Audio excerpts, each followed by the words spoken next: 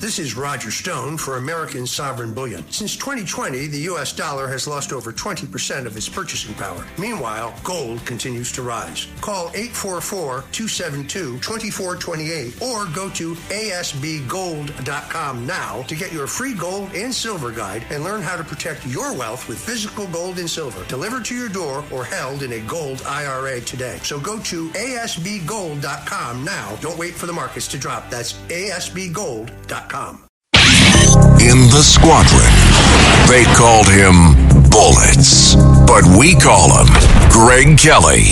Greg Kelly is on the air on the Red Apple Podcast Network. So, excusez-moi, human shields around power plants right now in Tabriz, Iran. I'm looking at all these women, right? Women wearing their black robes there, waving the flag. Some of these women who are married off into relationships with adult men when they were 10 years old, right? You know, you could look at us as liberators here. We're trying to help you women, actually. They are manning various bridges. I don't think they have enough people to do this who actually want to do this. This looks very, very select. One bridge here looks to be a walking path. Israeli military strikes 8 bridges so far in Iran. It's so interesting what happened. Yesterday, President Trump said we're going to hit the bridges and power plants. Everybody said that was a war crime. Then today, he said, we're going to eradicate the civilization. Suddenly, taking out bridges and power plants doesn't seem like a war crime because it's not a war crime. It's not a war crime. Now, J.D. Vance has said openly that we've got more tools. And by more tools, I think he means the discombobulator, right? There's a tool called the discombobulator that can discombobulate you. Send radio frequencies all over the place and make you a jumbled mental mess for about 20 minutes. Is it that, or is it something more? Is it nuclear? Is it the N-word? J.D. Vance visiting Hungary, the nation of Hungary today. This room understand that sovereignty and national identity are not problems. They are a necessary part of the solution. And when one country protects its sovereignty, even a country of 10 million people in the heart of Europe, it raises uncomfortable questions for those who insist there is no alternative. There is an alternative, and it's right here in Hungary.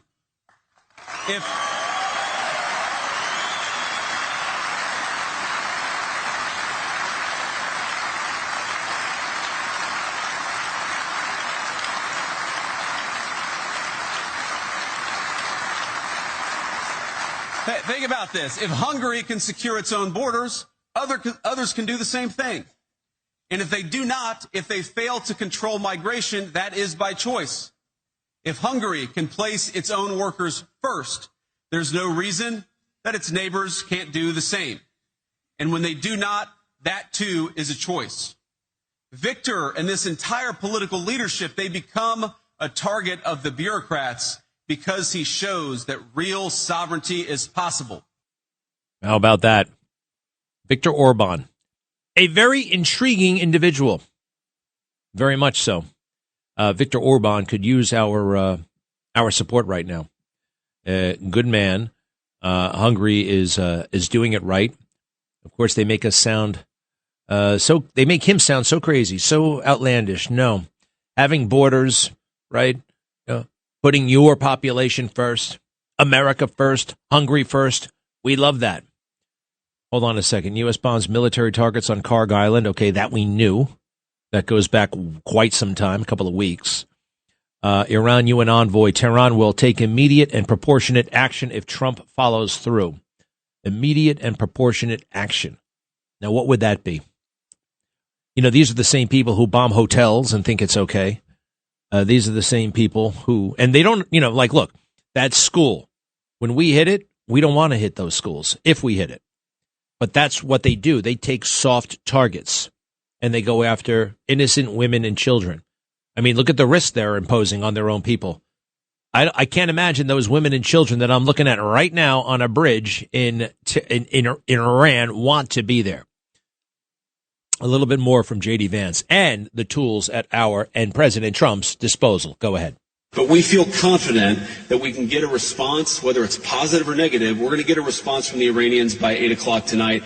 I hope they make the right response, because what we really want is we want a world where oil and gas is flowing freely, where people can afford to heat their homes and cool their homes, where people can afford to transport themselves to work.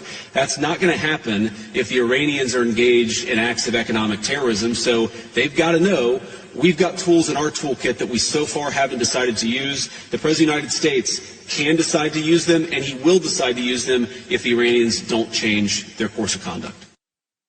What do you think? The choice is simple. What are you so committed to this crazy stuff for? I think we're that close. And we are that close. By the way, it's less than 6 hours until the deadline. What time do you think we're going to have a breakthrough? Now, President Trump can say we have a breakthrough at any moment. This is all diplomacy. This is all negotiation. It's already worked.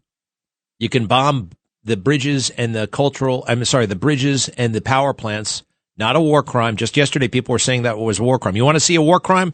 Let's talk about this. All right. Then you're getting closer to a war crime. Anybody ever hear of the madman theory? The madman theory.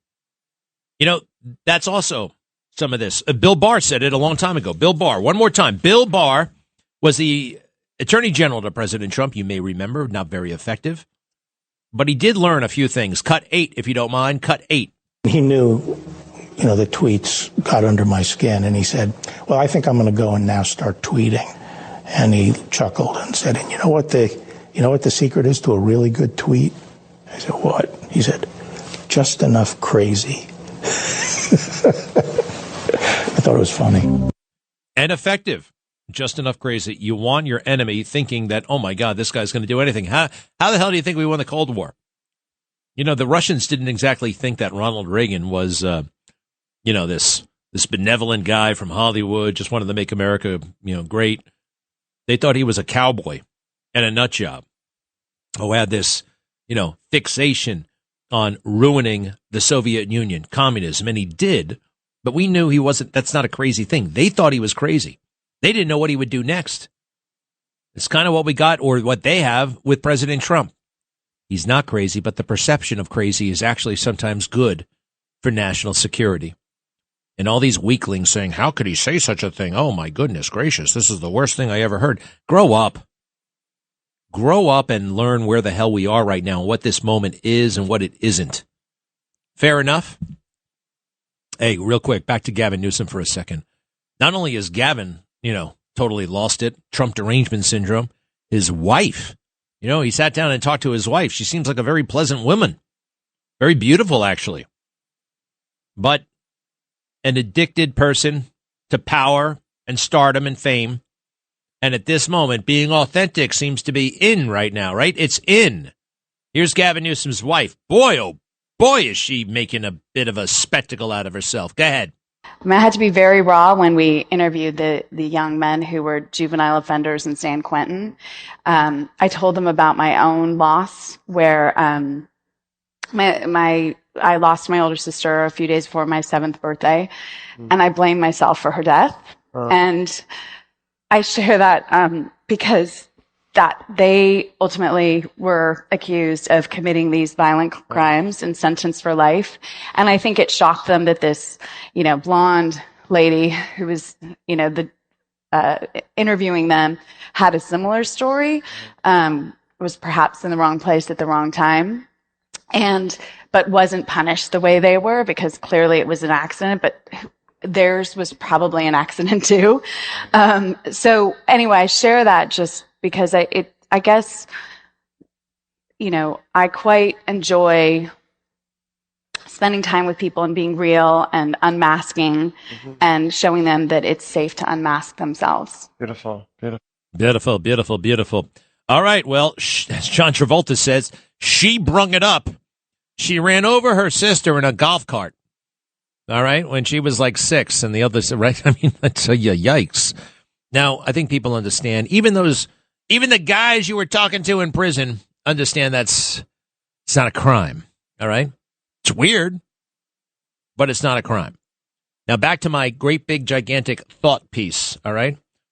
My great big gigantic, this is a problem. Gavin Newsom will never be president because of the stuff that I found in his book, Remington Steele, and borrowing that character and using it as your own. And then reading Tony Robbins and saying that Tony Robbins teaches copycatting. He doesn't. He falsely quotes Tony Robbins. Find a person, study that person, copy that person. You'd be surprised how fast the pose becomes you. How about that one? And then it's time to get a job in the real world. He gets a job delivering orthopedic shoes for his uncle. Is that a young man in a hurry? Young man in a hurry. What does he do when he's delivering orthopedic shoes? He finds every shortcut in the book. He memorized them. And then he figured out a way he could get paid for a full day by just working a half one. A shortcut. Identify the system, optimize it, and receive an award. Then he goes somewhere else because his father said, go talk to Walter Shorenstein. Walter Shorenstein is a big shot in real estate. And Walter Shorenstein takes a look at this guy and says, what the hell am I going to do with you? He says it right to him. Picks up the phone right in front of Gavin Newsom. Well, he looks good in the suit, but where the hell can we put him? And they hire him. Another guy says, oh, wow, you're a great-looking guy. What are you doing here? Gavin, every step of the way, is bragging. He's like proud of he looks good in a suit part. And this is really wild. For reasons, I've read the book twice. I still can't figure out why the Gettys like Gavin Newsom so much. It's something totally weird. There's a rumor going around that Gavin Newsom is actually the son of Paul Getty. Maybe there's something there. That would actually make a lot of sense. It makes a lot of sense because his alleged real dad is a deadbeat dad, and Gavin Newsom is like not at all annoyed with him. He just thinks he's the greatest guy, even though he walked out on the family when he was an infant. He didn't walk out of the family into a new relationship. He said he needed a change of scenery, and he went off into the woods. Built a log cabin by himself, while his wife and 2 kids were back home. What kind of guy is that? Gavin says he's a swell guy.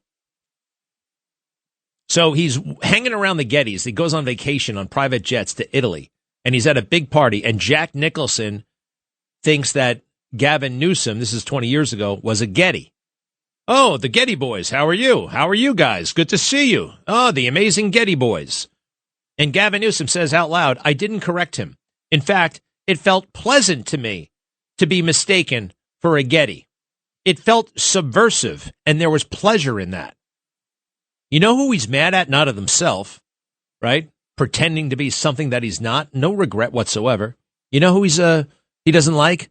The fraudsters who eat it up. The fraudsters, be it Jack Nicholson or some waiter at the restaurant who kisses his ass thinking that he's a Getty. That's how he puts it. He really lays into the hotel staff. This hotel staff, they were so obsequious. They were so, oh my God, such fraudulent behavior. Why? Because it was a 5-star hotel and they gave you 5-star service? That's the way it rolled. That's good service. No, he thought it was fraudulent. And he talks about the people who treat him with respect, with disdain. Oh, what a bunch of chumps, huh? They bought the illusion. And then there's this whole thing about Cafe Balboa. You know, he goes into the wine business, but first he hangs around Cafe Balboa for 5 years.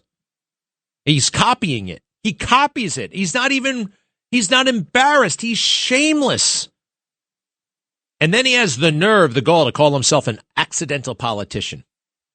I can see why he would say it as a joke, but he sticks with it. Now, you got to remember what I said before. Well, a couple of things. Out of the blue, according to him, a phone rings, and it's some guy from City Hall. Hey, do you want to be on the Film Commission? Yeah, sure. I've always thought about a life in public service. Film Commission. Okay. He's on his way to the Film Commission ceremony. What happens? They upgrade it to, he's on the Parking Violations Bureau, the PVB. Now, that's got real juice. It's not like some ceremonial thing with the film. It's a real position. He gets it on the way to the ceremony. A couple of months go by, he gets another phone call. This one from Willie Brown himself. Willie Brown is about as savvy as a guy as you can find. He was the most powerful man in California for decades, even more powerful than governors. After being the Speaker of the California State Assembly, he becomes the mayor of San Francisco. Out of the blue, he calls Gavin. Hello, Gavin. How would you like to be a supervisor? Now, a supervisor in San Francisco was like our old-timey Board of Estimate. Anybody remember the Board of Estimate? It was the borough president. You had to be borough president to be on the Board of Estimate. It was like the Senate to the city's city council. And it's a big deal. You had to run for a competitive election. And they just put Gavin on the board. And then he runs for mayor. And it's all easy. He could have come clean because none of this stuff was that easy. Somebody was paid off, right? Somebody. He admits at the end of the book that his father always dreamed of him becoming the mayor someday. So, in addition to this weird stuff that has no explanation in the book or on stage at this point, and this right here is enough to kill his candidacy.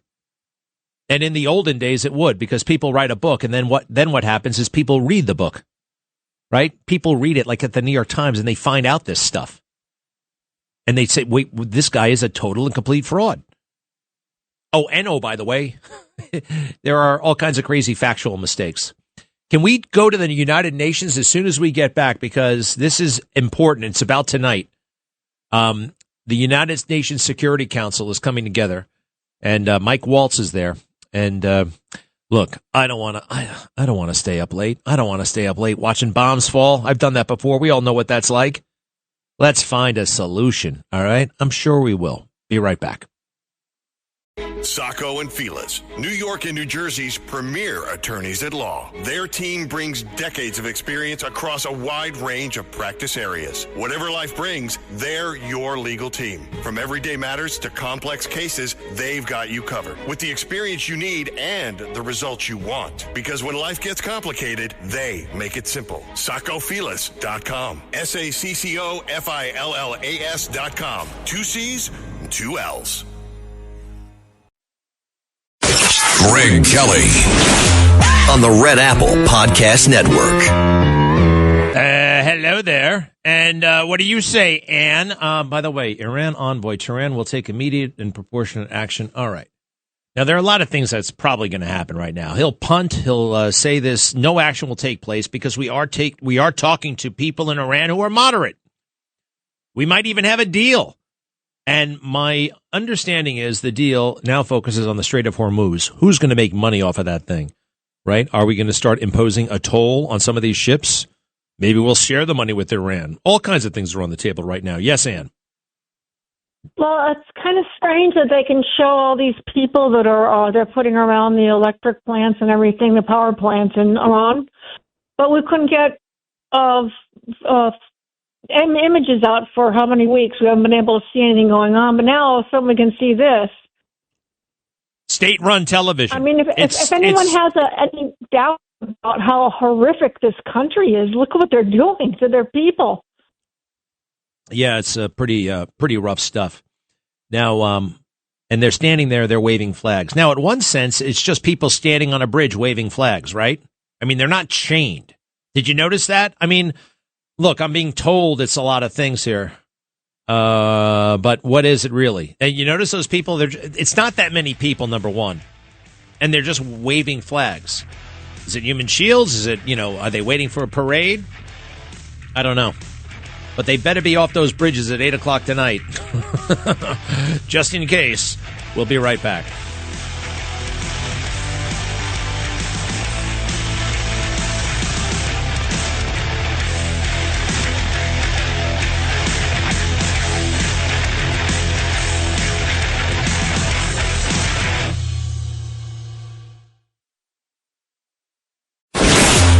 Greg Kelly, entertaining and informative on the Red Apple Podcast Network. Oh boy, thank God he's available. General Blaine Holt, the smartest guy I know, period. You're amazing, General Holt, U.S. Air Force retired. He told me when this war was going to start to the moment, and I hope you can tell me when it's going to end, and I hope you can tell me tonight's not going to be such a big deal. But if it is, I can handle it. How are you, General? I'm doing great, and I'm humbled and grateful for your friendship, but I hope one day to wear the boot and capes like you prognosticate on me. Well, it's the real deal. I have people coming up to me all the time. That general was right. He called it right to the minute. So look, 8 p.m. deadline tonight. Even by President Trump standards, this is a pretty wild tweet about, ending the civilization. Where are we? What do you think is going to happen? Oh, everything I am hearing and researching, I think it's a very big deal. And in fact, I don't want to alarm anybody, but what I would say is, since we don't get to know the tactical details, Greg, and since this has a lot of potential to really be a major escalation, I would encourage all Americans, just do prudent things right now. Go top off some gas. Make sure you've got some food. Make sure you've got a little cash out of the ATM would be a good idea. And then after 8 o'clock tonight, at 8 o'clock going forward, if you don't have to be out, don't be. Sit at home and let's just see what occurs. But I'm told that this could be a very big evening.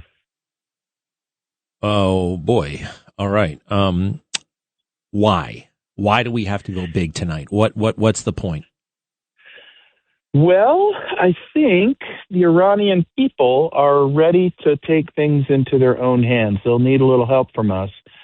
But I think that the president has basically transmitted that, with our blessings. And that's how I'm kind of reading the tea leaves. And so I want everybody to remember, even though we haven't heard very much in the way of terror cells here since it started, that border has been open for 4 years. And any kind of escalation in the Middle East could cause, a last-minute Hail Mary pass from the mullahs or the ayatollahs. But what we have to remember about them is when they see the end of the line for themselves, then when they martyr themselves, when they're taking themselves out or they're going to fight till the end, they will have things to do that they could care less about. So, you already see desperation with them taking innocent civilians, children and young people, and getting them out there to their power stations, to their power grids and bridges, human shields.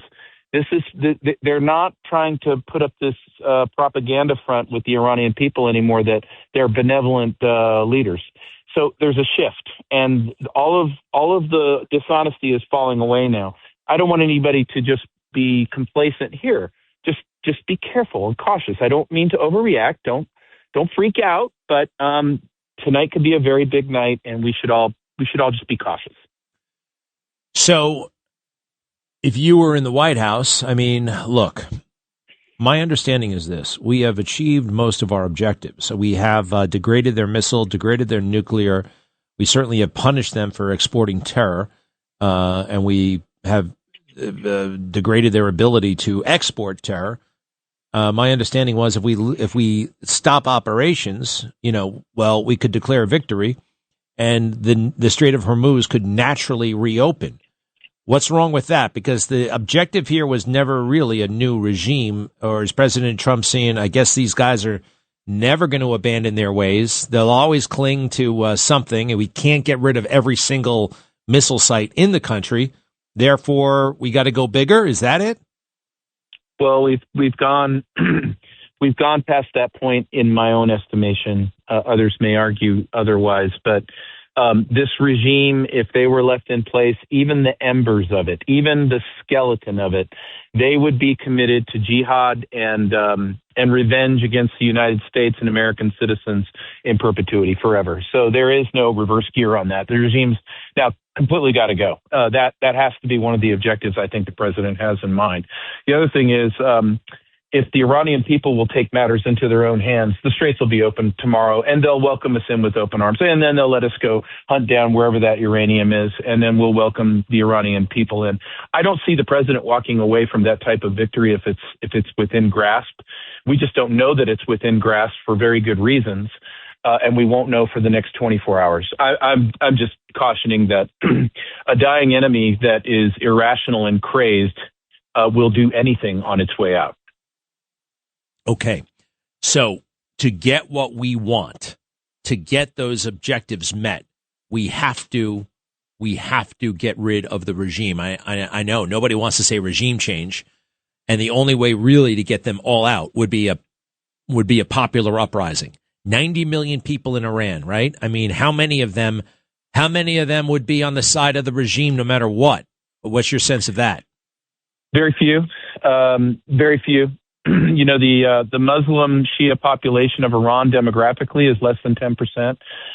You, of course, have the inner circles, and, they have a lot of their kids here on Rodeo Drive driving around in G-Wagons and doing whatever. But they had a police state. They had the Iranian people under their thumb. They had them convinced that they would be benevolent. At least they wouldn't massacre people. All that's gone away. They've killed 40,000 people, and now they're lining up kids on power stations, which is why I think the president threatened the power grid. He knew full well that they would do something like that, but now the Iranian people can see it for their own selves. Okay, a couple of more quick things. Yesterday he was saying bridges and power plants. That's Tuesday's going to be Bridges and Power Plants Day, and everybody was yelling and screaming that it was a war crime. Number one, let's be clear. My sense is, both from my experience in the military and my experience watching movies my entire life, that bridges and power plants are prime military targets in any war. Correct? Yes, that's very, very good observation. Listen, if a tank or a troop can roll over it, it's a target. And if a tank or a troop can light themselves by it, it's a target. But now let's take a look at the strategic effects, because everything you do, you could win the battle, but you might lose the war. And what we don't want to do is lose the war. And so we have to support what comes next for the Iranian people. That means don't take out all their power grid. Don't take out certain things that they're going to need to have an economy to rebuild their country. Now, the president said, well, we'll help them rebuild their country, but you can only damage it so much before you're in for years of infrastructure projects. And so the strikes today on Karg Island were perfect. They actually hit the IRGC to keep them from going and sabotaging their own stuff, which is what martyrs do on their way out the door. All right, so let's take a look at the tweet from today. The civilization of Iran will come tumbling down. Actually, let me see if I got the exact wording here. I mean, he's talking about eradicating the civilization. That obviously is, please, what the hell is that all about? Okay, so you could read that a couple of ways. So he doesn't say which civilization. Maybe he means the civilization of the mullahs. But another way that you could read that is he's obviously not communicating with the American people. He is sending messages to Iran, like when he said, Allah be praised. So it's a little speculative on my part, but I think the president's talking in code. And I think what he is saying is this is your moment. After 8 o'clock tonight, you'll never get a better opportunity to get your country back, and you probably should take it. All right. Well, I like that, and but one other thing is this possibly a domestic thing, because if you're gonna cry about genuine military targets being a war crime. I mean, no one's debating military bridges and power stations anymore. You know what I mean? Like this can be interpreted like, okay, if liberals start talking about this is a war crime, I gotta make sense of that. But no one's talking about the previous thing. Is this just President Trump being outrageous on Twitter for an effect on his critics? Not just, yeah. It very well could be, but I don't think so. In fact, I love the humor element to go fight them back and just say, well, if the Iranians would simply paint blue the bridges that are military and green the ones that are for civilian use, we will do much better. If they'll mark the power plants that are only for the military, we'll be just fine. In other words, you got to roll them up in their own facetiousness. Now, the president does that on social media every day. But there's definite shifting in his messaging and how he's using it, down to the profanities and the expletives that all made us go, ooh, don't do that. But I think it was for a purpose. And honestly, the president is very invested in getting to the end of this thing with as minimal force as possible. And I think we're looking at the final act. I would just say, keep your head on a swivel while we do. Very good. A couple of more very quick things. I mean, and I trust President Trump. I do. And there's always, quite frankly, I had a fight with a friend of mine once, not that long ago. And you know what I said in the heat of the fight? I said, F you. And I said it out loud. You know what I mean? I don't think I've ever said that. Like, usually, I never said it to a person. I didn't recall. I've used the word plenty, but I never said F you. You know what I mean? In the middle of an argument. I don't think I ever said that, but I did. And I love this person. And then, President Trump is using it at our enemy. I mean, everybody needs to relax a little bit about that with the 25th Amendment and all that stuff. Then again, you got Marjorie Taylor Greene Candace Owens and and a couple of others, right, who are now actually saying 25th Amendment President Trump. Yeah. I mean, you got to worry about the domestic too, right? You absolutely do. And he's got to worry about his political base. You know, we talk about this is, look, you can have the best 5D chess plan in the world, but if you wipe out your political base at the same time, it may not take you to the place you want to be. And so I think after this part's over, Greg, he really does need to get behind that Resolute desk and commune with the country and say, okay, here's what happened. This is how I was playing it, and now you can see the rest of the story. I hope to the extent that he can do that, it'd be great, because I know there's so many supporters of his that just want to understand more. I have so many people that have written me over the social media posts saying, sir, what's happening to our president? I said, he's fine. But he'll have to come back to us after this is over and explain it all to us. But right now is a very tense time. And he needs our support, all Americans, left, right, blue, up, down, those who identify as llamas, those wearing blue hair, doesn't matter. Your country needs your support right now. Blaine Holt, by the way, the podcast, Dangerous Intellectuals. I encourage people to check it out. And Blaine Holt, also at _irascible. Just unbelievable content, unbelievable insight. We so appreciate it, and I think we're all going to be okay. And thank you for your words of caution. Yeah, they could strike here. Can't thank you enough. You bet, sir. Can't thank you enough, my friend. Thank you very, very much. Hey, you got that? A little bit of water, a little bit of cash, a little bit of who knows what, right? You know what would be the worst? Oh, my gosh. The electromagnetic pulse bomb. I heard about this thing, and Iran's working on one. You know what that does? Oh, boy. It fries everything. It doesn't kill anybody, but it would basically make every computer in the country not work. Yeah. Where the hell would we be then? All right. Something to think about. All righty. I'll be right back. 800-8489-222. 800-8489-222.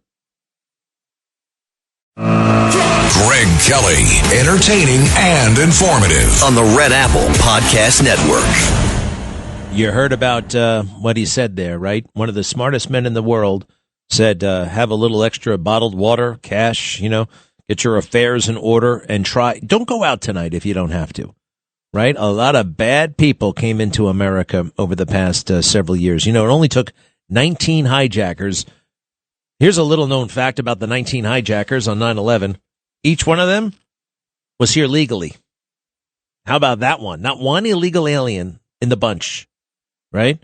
We took in about, 5 million illegal aliens in 4 years? And they're all over the place? 19 hijacker? Are you crazy? You see what could happen? Oh, boy. All right. I know he doesn't want a war. We got a war, but we can handle this one. He always wins. I have faith in him. Quite frankly, I don't have enough knowledge about Iran.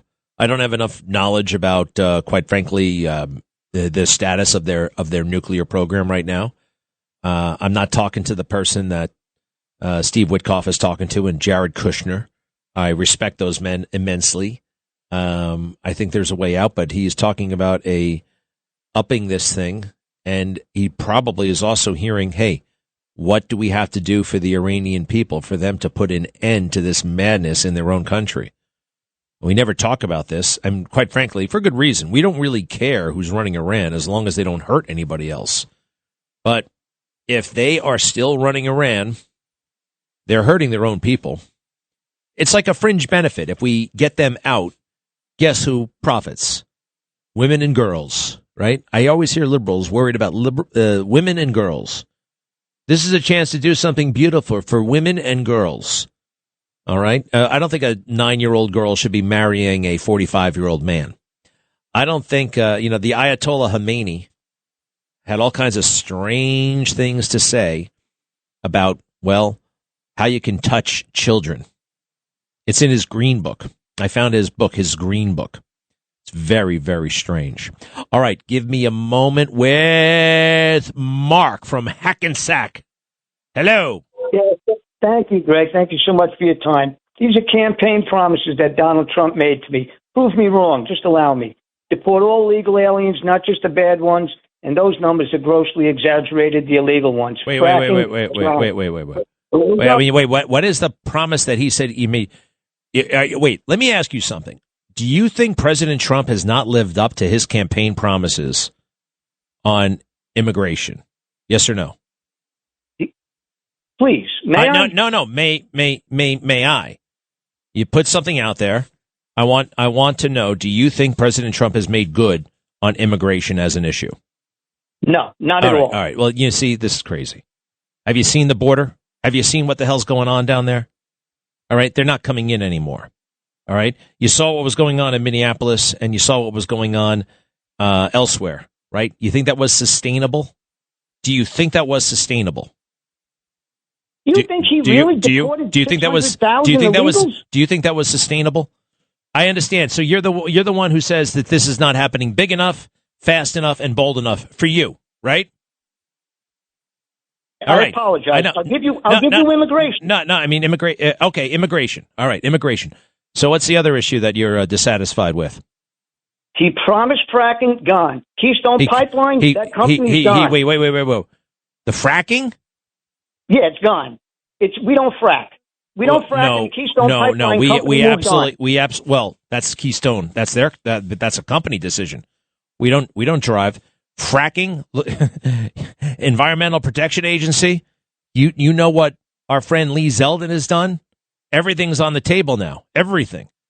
All right? I mean, he's churning out executive orders left and right. Some of this stuff, if you want to make it permanent, so there's fracking. Fracking, you talk about, that was Biden, right? They turned that off. They couldn't turn it back on. You're telling me there's no difference in policy for fracking between Biden and Trump? Is that what you're saying? Greg, may I? I want to know. I want to know first. Policy. Is there a difference between President Trump and Joe Biden when it comes to fracking? What? A promise is a promise. Hey. Yes and no. Is there a difference on policy? Is there or not? I don't understand. You can't even answer the question. You can't even answer the question. You won't answer the question because you're wrong. You're wrong. And on the eve of war, I mean, all out, who knows what's going to happen? Here you are nitpicking. I don't see enough fracking. I don't see enough. I see too many illegals. Give me a break. All right. Good luck to you, though. All right. Lou. Is that Lou? How are you? Good afternoon, Greg. Good afternoon. I like how you handle that other caller. Listen, I want to bring up something to you. I think that as concerning hitting targets, we should be concentrating on their industrial infrastructure. That would be petrochemical plants, steel concrete production, iron ore mining. I think those would be much better targets to hit because it would have long-range consequences. Well, I think that's kind of what he's talking about, right? The oil and the stuff. He's been, right, Karg Island. Isn't that? Well, yeah, that and the getting control of that. And, of course, the outer oil fields, every time they hit one of our allies, we take out one of their smaller outer oil fields in retaliation. And I think that's the way we got to go. Well, look, it's just very hard for me to say what is and isn't happening. And this is a frustration. I can live with it, though, all right? CENTCOM is not updating their website. Hegseth and the chairman only come out like once every 6 days or so to say stuff. There's a lot of stuff that we're not getting, and that's frustrating to me. Hey, I think we got to wrap it up. I think we got to leave it there, right? I think we got to leave it there. I appreciate it all. This is going to be potentially a very long night, or it's going to be diffused at any moment. Any moment between now and 8 p.m. I am extending the deadline by 12 hours. I am extending it by 12 days. We have a breakthrough, or the bombing begins right on time. And maybe a little bit early. Watch for that. A little bit early.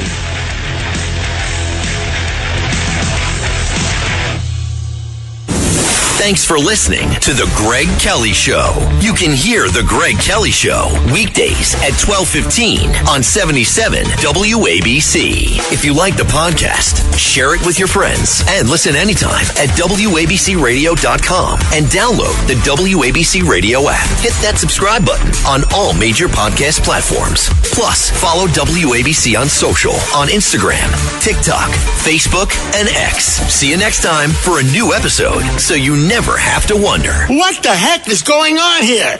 This is Greg Kelly. Donate now to Toys for Tots, which works year-round. Go to toysfortots.org. Toys for Tots supports children in need throughout the year with programs like the Toys for Tots Literacy Program. Established in 2008, it has provided over 63 million books to disadvantaged children. The Toys for Tots Literacy Program is committed to providing disadvantaged children with direct access to books and educational resources that enhance their ability to read and communicate effectively. Go to toysfortots.org.